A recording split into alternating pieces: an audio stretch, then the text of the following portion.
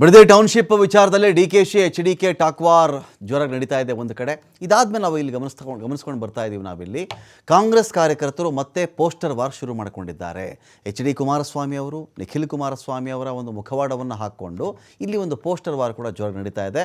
ಅಂದರೆ ಒಬ್ಬರು ಕುಮಾರಸ್ವಾಮಿ ಅವರ ಮುಖವಾಡವನ್ನು ಹಾಕೊಳ್ಳೋದು, ಮತ್ತೊಬ್ಬರು ನಿಖಿಲ್ ಕುಮಾರಸ್ವಾಮಿ ಅವರ ಮುಖವಾಡವನ್ನು ಹಾಕ್ಕೊಂಡು DLF ಏಜೆಂಟ್ HDK ಫ್ಯಾಮಿಲಿ ಅಂಥೇಳಿ ಒಂದು ಪೋಸ್ಟರ್ ಕೂಡ ಇಲ್ಲಿ ಅಂಟಿಸಿದ್ದಾರೆ. ಸೊ ಬಿಡದಿ ಬಳಿಯಲ್ಲಿ ಕಾಂಗ್ರೆಸ್ ಕಾರ್ಯಕರ್ತರು ಪೋಸ್ಟರನ್ನು ಅಂಟಿಸಿ ಆ ಮೂಲಕ ಕೂಡ ಪ್ರತಿಭಟಿಸ್ತಾ ಇದ್ದಾರೆ.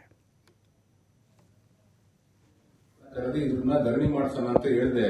ಇವತ್ತು ರೈತರಿಗೆಲ್ಲ ಗೊತ್ತಾಗ್ಬಿಟ್ಟಿದೆ ಬಿಡದಿಲಿ ಇದು ನಾನೇ ಅಧಿಸೂಚನೆ ಮಾಡಿರೋದು ಅಂತ. ನಾಳೆ ನಮ್ಮ ಅಪ್ಪಾಜಿ ಬಂದ್ರೆ ಜನ ರೈತರು ಪ್ರಶ್ನೆ ಮಾಡ್ತಾರೆ, ನಿಮ್ ಮಗನೇ ಈ ರೀತಿ ನಮ್ಮ ಭೂಮಿಯೆಲ್ಲ ಕದಿಯಲಿಕ್ಕೆ ಪ್ರಯತ್ನ ಪಟ್ಬಿಟ್ಟು ನಿಮ್ ಮಗನ ಹೆಸರಲ್ಲಿ, ನಿಮ್ ಸೊಸೆ ಹೆಸರಲ್ಲಿ, ನಿಮ್ ಮೊಮ್ಮಗನ ಹೆಸರಲ್ಲೂ ಇವತ್ತು 16 ಎಕರೆ ಭೂಮಿ ಇದೆ, 100 ಎಕರೆ ಮೇಲೆ ಒಂದು ನಿಮ್ಮ ಕುಟುಂಬದ ಜಮೀನಿದೆ, ನೀವು ಯಾವ ರೀತಿ ಖರೀದಿ ಮಾಡಿದಿರ ಅಂತೆಲ್ಲ ಕೇಳ್ತಾ ಇದ್ದಾರಪ್ಪ.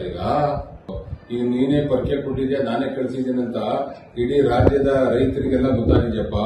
ನಾವು ರೈತರ ಪರ ಅಂತ ಹೇಳ್ಬಿಟ್ಟು ನಾವು ಮಾಡಿರೋ ಹಿಂದೆ 2006ರಲ್ಲಿ ಅಧಿಸೂಚನೆ ಮಾಡಿದ್ವಲ್ಲ, ಅಧಿಸೂಚನೆ ಎಲ್ಲ ಇವತ್ತು ಜನಗಳಿಗೆ ಗೊತ್ತಾಗ್ಬಿಟ್ಟಿದೆ. ಇಲ್ಲಿ ಈ ಜಾಗನ ಕಬಳಿಸಕ್ಕೆ, ಇದನ್ನ ಈ ರೀತಿ ಇಲ್ಲಿ ರಿಯಲ್ ಎಸ್ಟೇಟ್ ಮಾಡಕ್ಕೆ ನಾವು ನಮ್ಮ ಫ್ಯಾಮಿಲಿನೇ ಅಂತ ಗೊತ್ತಾಗ್ಬಿಟ್ಟಿದೆ. ನಿಖಿಲ್ ಏನ್ ಮಾಡೋಣಪ್ಪ ಮುಚ್ಚಾಕಕ್ಕೆ? ಈಗ ಅದಕ್ಕೆ ನಾನು ನಮ್ಮ ಅಪ್ಪಾಜಿನ, ನಿಮ್ಮ ತಾತನ್ನ ಕರೆದಿ ಇದನ್ನ ಧರಣಿ ಮಾಡ್ಸೋಣ ಅಂತ ಹೇಳಿದೆ.